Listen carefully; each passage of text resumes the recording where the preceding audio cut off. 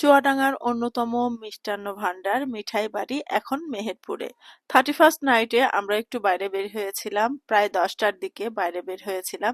তো লোকজন তেমন একটা ছিল না, কনকনে শীত, আর শীতের মধ্যে আমরা এই রাস্তা দিয়ে যাওয়ার সময় মিঠাই বাড়ি মিষ্টান্ন ভান্ডারে একটু দাঁড়ালাম। আর এই দোকানটি উদ্বোধন হয়েছে বেশ কয়েকদিন আগে। সে সময় আমি মেহেরপুরে ছিলাম না, রাজশাহীতে বাবার বাড়িতে গিয়েছিলাম। আর যে কোনো নতুন দোকান হলেই সেই দোকানে আমার একটু যেতে ভালো লাগে, সেটা পোশাকের দোকান হোক আর খাবারের দোকান হোক। তো মিঠাই বাড়ি থেকে বেশ কয়েক ধরনের মিষ্টি একটা একটা করে কিনেছি, তারপরে আমি, আমার বড় কন্যা আর আমার হাজবেন্ড খেয়ে দেখলাম কোনটা কেমন। এছাড়া মেহেরপুরে আরো একটি নতুন রেস্টুরেন্টের উদ্বোধন হয়েছে, সেটা হচ্ছে রিজিক রেস্তোরাঁ নামে। তো সেখানেও গেলাম, সেখানে কিন্তু অনেক রকমের খাবার আছে। তো আমরা যখন এখানে পৌঁছালাম তখন একদমই ভিড় ছিল না, ভিড় কি থাকবে, প্রায় 10:30 বেজে গেছে। আসলে আমি এবং আমার হাজবেন্ড দুজনেই শৌখিন মানুষ। হুটহাট আমরা অনেক রাতেও কিন্তু বাইরে যাই কিংবা খেতে যাই, কিংবা বাচ্চাদেরকে নিয়ে কোথাও ঘুরতে যাই। তো এইরকম মাঝে মাঝে আমাদের যাওয়া হয়। তো ওখানে যে প্রথম যেহেতু গিয়েছি, তো ওনাদের মেনু কার্ডটা দেখলাম। তো এখানে অনেক রকমের খাবারের আইটেম আছে। এখানে পরোটা, ভাত, বিরিয়ানি, কাবাব, সব রকম আইটেমই আছে। আর সকাল, দুপুর, রাত 3 বেলার জন্য আলাদা আলাদা খাবারের আইটেম করা হয়। আমরা চিকেন চাপ আর বাটার নান অর্ডার দিয়েছিলাম, তার সাথে দিয়েছিল তেঁতুলের চাটনি।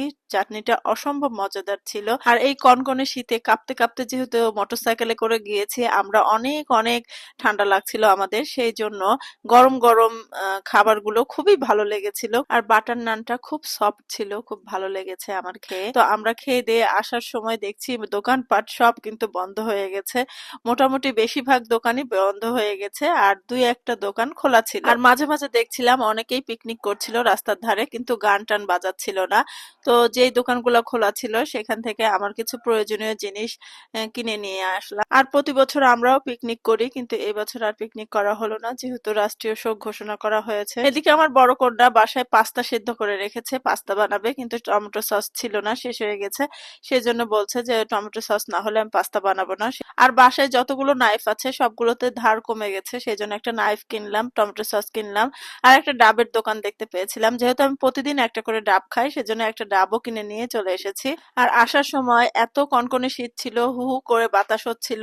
আর এই কনকনে শীতে আমরা কাঁপতে কাঁপতে বাড়ি চলে আসলাম। এসে সেই যে পাস্তা সিদ্ধ করে রেখেছিল সেগুলো এখন রান্না করার পালা।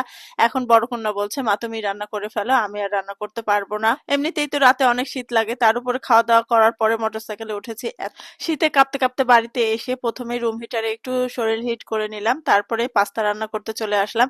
রাত্রে আর কেউ কোনো খাবার খায়নি। রাতের খাবারের জন্য যেসব রান্না বান্না করেছিলাম সবকিছুই ওইভাবেই ছিল, কেউ খাবার খায়নি রাত্রে।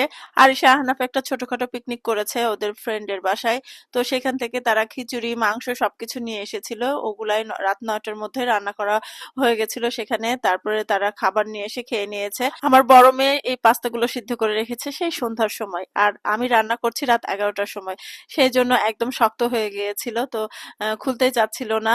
আমি অনেকক্ষণ গরম কড়াইয়ে রেখে আস্তে আস্তে নাড়াচাড়া করতে করতে এগুলো তারপরে স্বাভাবিক হয়েছে। আমার বাচ্চারা পাস্তা, নুডলস যাই খাক না কেন, এই যে এরকম করে বেশি করে টমেটো সস দিয়ে রান্না করে দিতে হয়, তাহলে খুব পছন্দ করে। রাতের বেলা যেহেতু অনেক কিছু খাওয়া হয়ে গেছিল, সেই জন্য ওরা আর খেতে চায়নি। এই পাস্তাগুলো সকালবেলা উঠে ওভেনে গরম করে খেয়েছে। তো পাস্তা রান্না করতে করতে আজকের ব্লগটি এখানেই শেষ করছি, আপনাদের কাছে বিদায় নিব।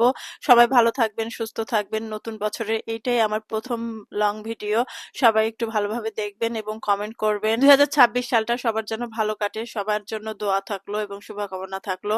সবাই আমার জন্য দোয়া করবেন, আমিও যেন ভালো থাকতে পারি সবাইকে নিয়ে।